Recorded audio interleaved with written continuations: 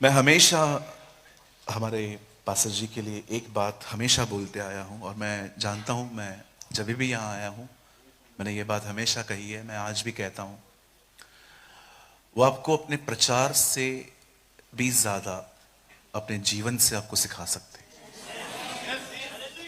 कुछ ऐसे लोग होते हैं जो प्रचार करते हैं और ये अच्छी बात है, लेकिन मैंने देखा है हमारे पास्टर जी जो हैं वो एक ऐसी लिस्ट में है जो प्रचार से भी अधिक जीवन से सिखाते हैं।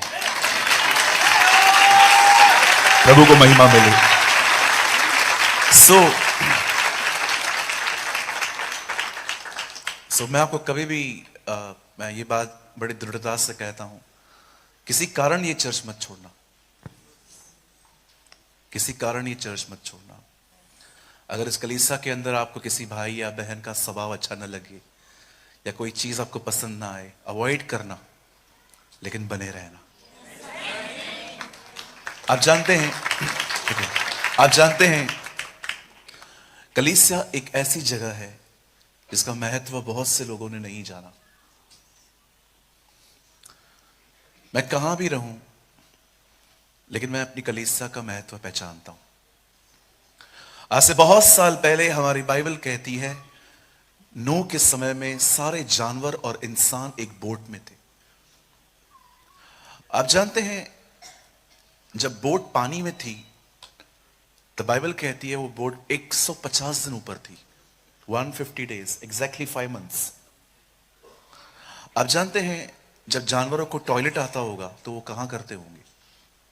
उसी बोट में। सोचिए उस टॉयलेट की वजह से उस बोट के अंदर कितनी बदबू आती होगी, लेकिन नूह और उसका परिवार कभी उस बोट से बाहर नहीं कूदा, क्योंकि उनको एक बात पता थी, ये बोट ही सेफ है। कलीसिया भी ऐसी है, चाहे कुछ भी हो क्या भी हो, पर हम जानते हैं यही जगह है। It is the only place. So मैं यीशु के नाम में कहता हूं, अगर आपको चर्च जाने के लिए लाखों रुपए का नुकसान भी उठाना पड़े ना, उठा लेना, सौदा खरा है।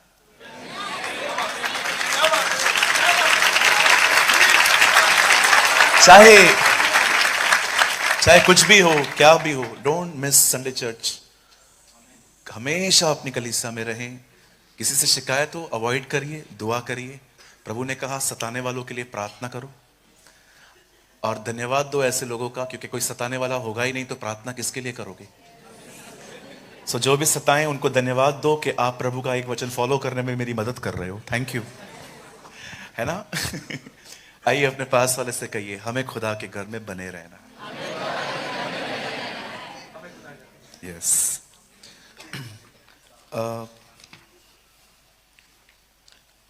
मैं प्रभु के वचन को देने से पहले 5 मिनट में आपसे बात करना चाहता हूं, और मैं चाहता हूं आइए आप सब सामने देखें, और सिर्फ 5 मिनट के बाद मैं स्टार्ट करूंगा।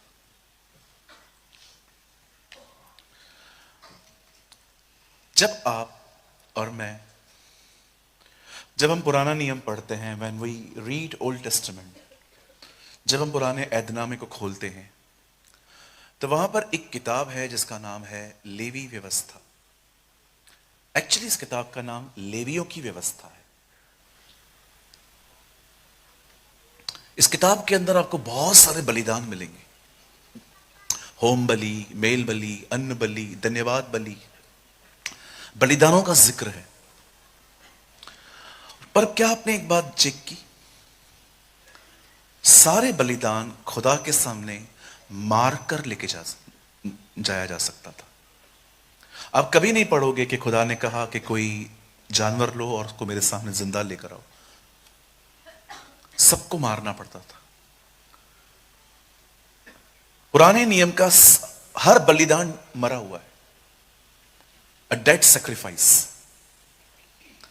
पर हमारी बाइबल नए नियम में कहती है, आओ अपने आप को जीवित चढ़ाओ। अब बाइबल नहीं कहती है कि तुम्हें मरे हुए बलिदान चढ़ाने। Now the Bible says sacrifice, offer yourself as a living sacrifice. अब अपने आप को जीवित, पवित्र, निर्दोष, भावता हुआ बलिदान करके चढ़ाओ। यही तुम्हारी आत्मिक सेवा है। एक बार मैं जब इस लेवी व्यवस्था की किताब और इस वचन को पढ़ रहा था, तो मैं खुदा से एक बात पूछ रहा था, खुदा पुराने नियम में सब बलिदान मरे हुए हैं, बट नए नियम में आपने कहा अपने आप को जिंदा लेकर आओ। और मैं सोचने लग गया, मैं अपने आप को खुदा के सामने जिंदा कैसे ले जा सकता हूं। और आप सभी जानते हैं बाइबल ही बाइबल को एक्सप्लेन करती है, बाइबल ही बाइबल को एक्सप्लेन करती है। हो सकता है आज कोई वचन आपको नहीं समझ में आ रहा है, पर कुछ समय के बाद एक ऐसा वचन मिलेगा जो उस वचन को एक्सप्लेन कर देगा। आप जानते हैं, जब मैं एक वचन को मैंने पढ़ा और उस वचन में उत्तर लिखा हुआ था कि एक्चुअली हम अपने आप को जिंदा कैसे चढ़ा सकते हैं, और यह वही वचन था जो यीशु ने शैतान को कहा था, मनुष्य केवल रोटी ही से नहीं परंतु परमेश्वर के हर एक उस वचन से जो उसके मुंह से निकलता है जीवित रहेगा।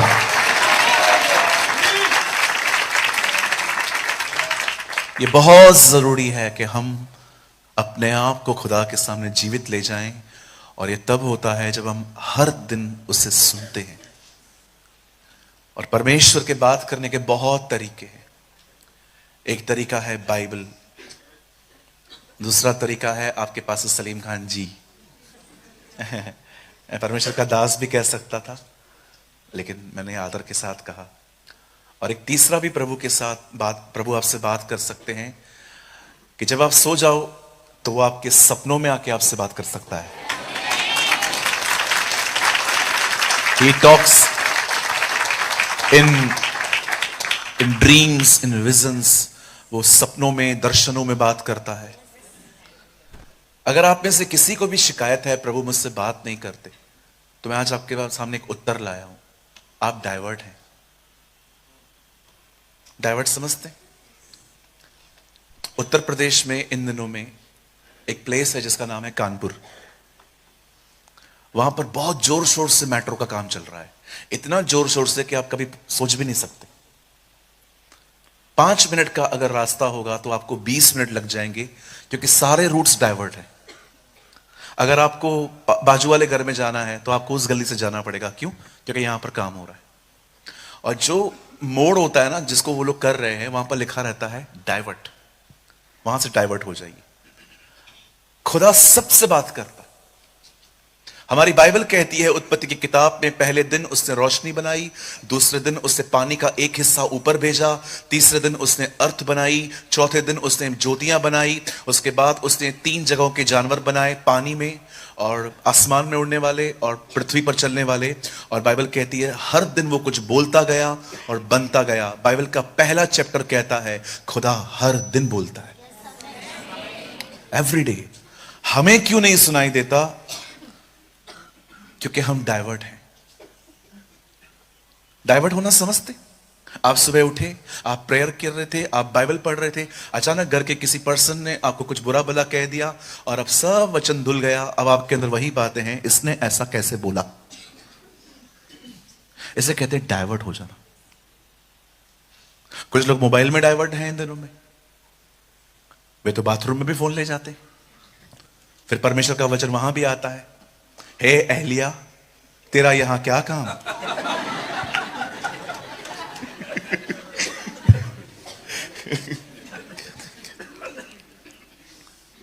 है ना, कभी कभी हम बाथरूम में चले जाते हैं, आधा आधा घंटा अंदर रहते हैं, पेट साफ हो जाने के बाद भी बैठे रहते हैं, और फिर प्रभु ऊपर से आके कहता है हे एहलिया, हाँ यहां तेरा क्या काम। ओके प्रभु मैं जा रहा हूं। सी हम डाइवर्ट हैं जी। इवन मैं भी कभी कभी डाइवर्ट हो जाता हूं। हाँ बिल्कुल हो जाता हूं। परमेश्वर रोज बात करते, every single day. Charles Spurgeon ने कहा dusty Bible is a sign of backsliding. वे लोग जिनकी बाइबल के ऊपर मट्टी लगी है वे खुदा से दूर जा रहे हैं। एक परमेश्वर के जन ने उस सदी में कहा था dusty Bibles are the sign of backsliding. जिस व्यक्ति के बाइबल के ऊपर धूल लग जाए समझ जाओ वो खुदा से दूर जा रहा है, कि बाइबल खुल नहीं रही है। सो आज मैं विश्वास करता हूं प्रभु हमसे बात करने वाले हैं। आमेन। सो आज आप डाइवर्ट मत होइएगा, ठीक है जी। मैं जानता हूं मुझे आपकी चर्च देख के हमेशा बॉम्बे की लोकल ट्रेन याद आती है। आप कभी आए हैं बॉम्बे आप लोग? कौन कौन आया है? एक दीदी ने हाथ उठाया था, आप भी आए हैं। ओके, आपने हमारी लोकल ट्रेन में कभी सफर किया है? हाँ, हमारी हमारी ट्रेन्स के अंदर एक खूबसूरत बात है, आपको ना उतरने की जरूरत है ना आपको चढ़ने की जरूरत है। आप सिर्फ खड़े हो जाओ, हम आपको चढ़ा भी देंगे, हम आपको उतार भी देंगे।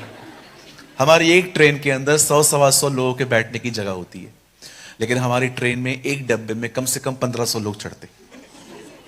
ये इसका एक कारण ये है, बॉम्बे जितने लोगों के लिए बनाया गया था उससे कई हजार गुना ज्यादा लोग वहां पर आ गए, इसीलिए हमारी मुंबई जो है वो बहुत क्राउडेड है। मैं बिलीव करता हूं आज प्रभु हमसे बात करेंगे। और मैं जानता हूं पास्टर जी ने, मैं एक बहन यहां खड़ी थी, पास्टर जी बोल रहे थे आगे बढ़ो, तो मैं सोच रहा था पास्टर जी दीवार तोड़ने के लिए कह रहे हैं इन्हें।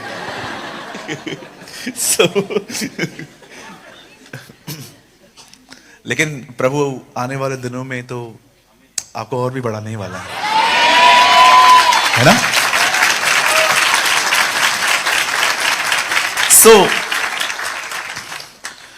वैसे मैं वचन को जल्दी टाइटल नहीं देता, क्योंकि मैं बिलीव करता हूं कभी कभी मैसेज घूम जाता है। कई बार क्या होता है, मैं जानता हूं जितने भी प्रभु के दास बैठे हैं यहाँ, उन्होंने भी अनुभव किया होगा कि कभी कभी हम जो तैयार करते हैं हम वो बोल ही नहीं पाते। मैं कभी कभी टाइटल नहीं दे पाता हूं, लेकिन आज मैंने अपने संदेश को एक टाइटल दिया है, और उस टाइटल का नाम है प्रभु प्रतिफल देगा, परमेश्वर देगा।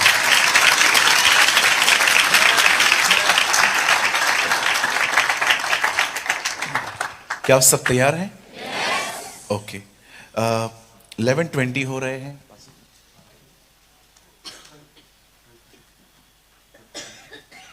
ठीक है, आप मेरे साथ खोल सकते हैं the book of Esther. The book of Esther, ये पुराने नियम की बुक है। ओके, मैं आपके लिए कुछ सेकंड्स वेट कर रहा हूं, आप आराम से खोल लीजिए, और अगर आपके पास वाले को नहीं मिल रहा है तो आप उनकी मदद करिएगा। The book of Esther.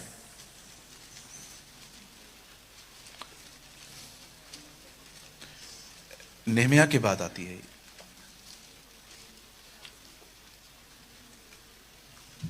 अगर आपको न मिले, क्योंकि बहुत बीच में आती है, तो इंडेक्स में भी जा सकते हैं आप, लेकिन मैं चाहता हूं प्रॉपर स्क्रिप्चर सब खोलें।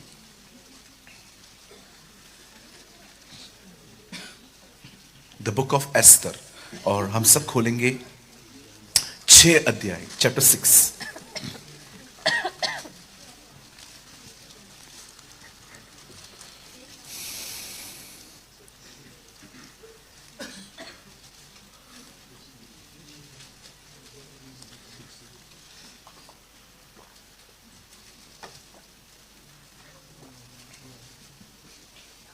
और सबने खोल लिया? पक्का? आपको बुरा तो नहीं लगा मैंने कहा हेल्प करो दूसरों की? तो बुरा मत मानिए, क्योंकि कभी कभी बाइबल सिर्फ चर्च में मिलती है, इसलिए मिलती नहीं है। हमारे कलीसिया में तो एक भाई को उत्पत्ति भी नहीं मिल रहा था।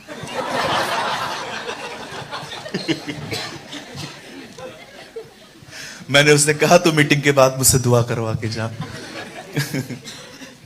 Okay, I hope you never mind. 6 अध्याय, और हम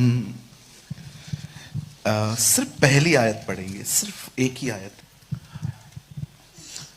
अगर जिनको नींद नहीं आती है, ये वचन रोज पढ़ा करो। देखो, एक पर्सन को नींद नहीं आ रही है तो कुछ सुन रहा है। कभी खुदा भी अगर आपके साथ ऐसा करे, आपको सोने न दे, तो कुछ पढ़ लिया करे, बहुत खूबसूरत टाइम जाएगा आपका, है ना? मैं चाहता हूं आइए आप सब सामने देखिए। इस दुनिया में बहुत सारी अनफेयर चीजें होती हैं, In this world, there are so many unfair things happen. मेरा एक दोस्त है, he is a very loyal with his company. वो अपनी काम की जगह के साथ बहुत लॉयल है, लेकिन कुछ लोगों ने उसके खिलाफ पॉलिटिक्स रची कि इसको जॉब से निकालना है, और उसके ऊपर कुछ ऑफिस के अंदर कुछ सीन क्रिएट करके उन लोगों ने बॉस की नजर में उसको गिरा दिया। 10 लोग एक ही बात कह रहे हैं कि इसने ऐसा किया, लेकिन वो जानता था वो उसने ऐसा नहीं किया, और लास्ट में उसकी जॉब चली गई। इसे कहते हैं unfair.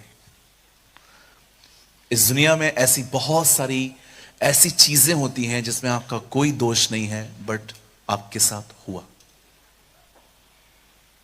Life is not always fair with you.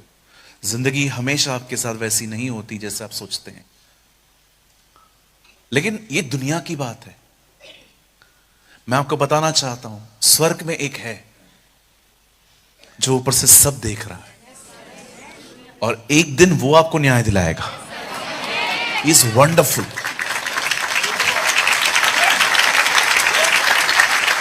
भले ही इस दुनिया में बहुत सारी ऐसी चीजें होती हैं जो अनफेयर हैं, लेकिन याद रखिए ऊपर की दुनिया बहुत अलग है। शायद लोग सब कुछ न देख पाएं, लेकिन बाइबल कहती है वो सब देख रहा है। He knows everything. दानियल की पुस्तक में लिखा है, अंधेरे में क्या है तू जानता है, क्योंकि तेरे निकट प्रकाश बना हुआ है। सो आपके साथ कितना भी अनफेयर हुआ हो, चाहे आपके साथ कुछ भी ऐसा हुआ हो जिसमें आपकी गलतियां नहीं थी, या तो एक चीज मैं देखता हूं जो बहुत पेनफुल है। मैंने देखा है जो लोग बहुत कुछ करते हैं ना, उनके काम को कभी ऊपर कोई नहीं लेके आता। एक बहन है जो मैरिज करके अपने हस्बैंड के साथ रह रही है, उसके पूरे परिवार को देख रही है, लेकिन उसकी कोई सराहना नहीं करता, उसे कोई लिफ्ट नहीं करता, और ये काम उसे और डिप्रेस कर देता है। कई बार हमारे जिंदगियों में ऐसी चीजें होती हैं जो हम करते हैं, पर हमें कभी भी रिवॉर्ड नहीं मिलता, और फिर हम एक ऐसे एटीट्यूड में आ जाते हैं कि चलो इसके लिए ही पैदा हुए थे हम, कि बस करना ही ये है। जी नहीं, ये दुनिया की कहानियां हैं। आपके साथ ऐसा नहीं होगा। आपके काम को खुदा उठाएगा।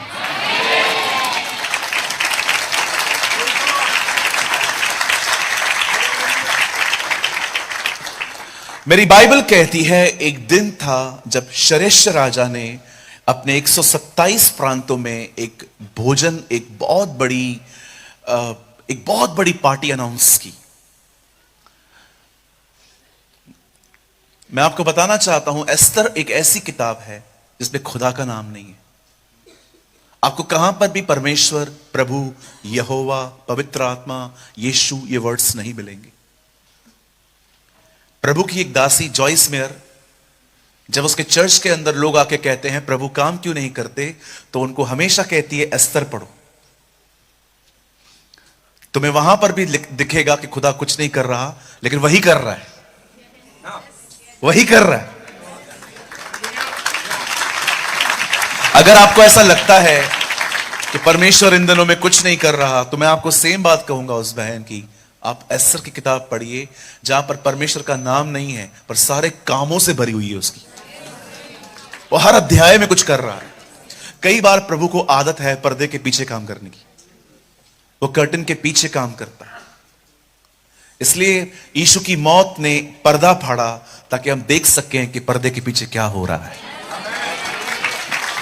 आमीन। बाइबल कहती है एक राजा था जिसका नाम था शरेक्श इन इंग्लिश, और खुदा के पाक कलाम में लिखा है कि उसने अपने 127 प्रांतों को, बड़े बड़े लोगों को, अधिकारियों को, उसने अपने गवर्नर्स को, अपने सेंचुरियंस को, हर एक को बुलाया कि आओ हम एक पार्टी करने वाले हैं। और इतिहास गवाह है ये पार्टी 6 महीने चली है, 180 डेज। और इस पार्टी के अंदर उन्होंने हर चीज खाने के लिए रखी थी, और एक चीज वहां पर और भी जिक्र है कि शराब पीने के लिए वो लोग किसी को भी जोर जबरदस्ती नहीं करते थे। लिखा है पीना तो नीति के अनुसार होता था। सब जिक्र है कि हां ऐसा हुआ है, इट्स अ फैक्ट। और बाइबल कहती है उन्हीं दिनों में जब शरिश राजा बहुत पी चुका था, तब उसने रानी वश्ती को एक मैसेज भेजा कि तू क्वीन है और क्वीन की तरह हमारे बीच में आ। और वो दिखाना चाहता था कि कितनी खूबसूरत पत्नी दी है उस खुदा ने, मतलब उसके पास है। लेकिन हम सभी जानते हैं रानी वश्ती ने साफ मना किया, मैं नहीं आने वाली, आई विल नॉट कम। और जब यह बात राजा को पता चली कि रानी ने मुझे मिलने से मना किया है, वो बाहर आने से उसने मना किया है, बाइबल बताती है वो क्रोध से भर गया, क्योंकि अब बात ईगो पे आ गई थी। अब बात आने और जाने की नहीं थी, अब बात ये थी मेरी आज्ञा क्यों नहीं मानी। जानते हो ईगो, एक घमंड से भरे हुए व्यक्ति के अंदर सबसे बुरी बात क्या है? वो भलाई से ज्यादा अपनी बात माने जाने से खुश होता है। कहिए पास वाले को कभी घमंड न करें, घमंड से दूर रहिए।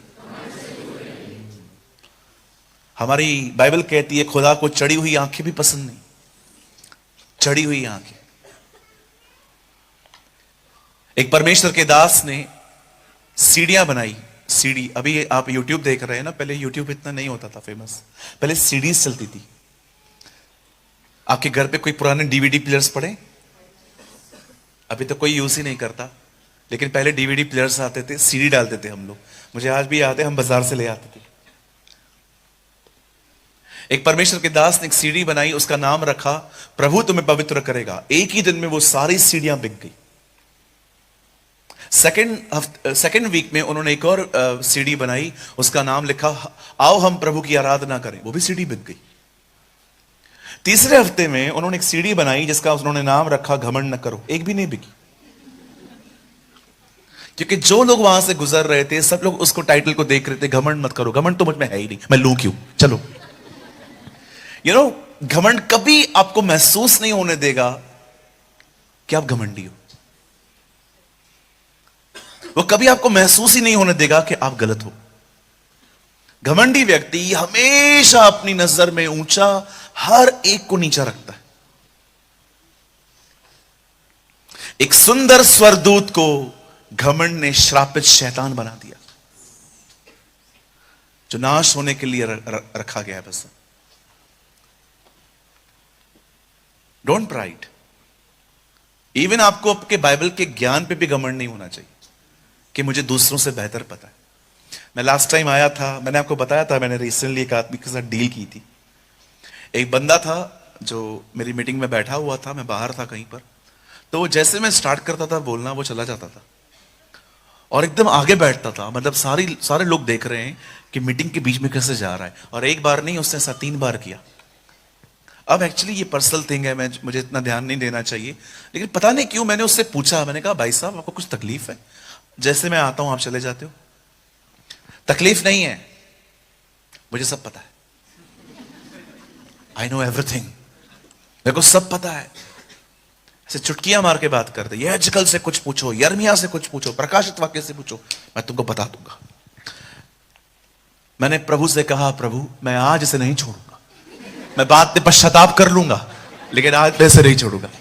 मैंने कहा भाई साहब आइए, 2 मिनट काम है आपसे। हाँ पूछो पूछो पूछो, क्या पूछना है?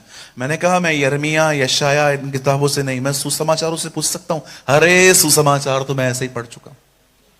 मैंने कहा अंकल एक क्वेश्चन ये है, यीशु ने 5000 लोग को खाना खिलाया, उनके नाम तो बता दो।